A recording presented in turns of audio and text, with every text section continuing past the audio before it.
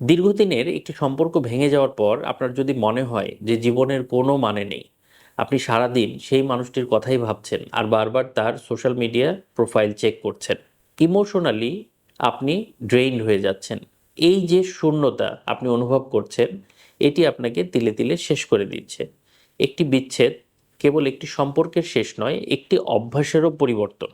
যেমন একটি ডাল ভেঙে গেলে গাছটি যন্ত্রণায় পড়ে, কিন্তু আবার নতুন পাতা গজায়, নতুন ডাল তৈরি হয়। আপনার জীবনও ঠিক তেমন। নিজেকে জোর করে স্বাভাবিক করার চেষ্টা করবেন না, বরং এই কষ্টকে সময় দিন।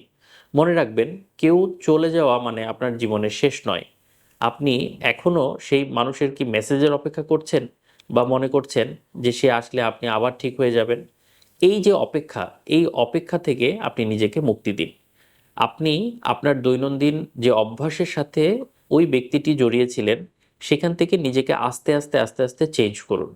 পজিটিভ থাকুন।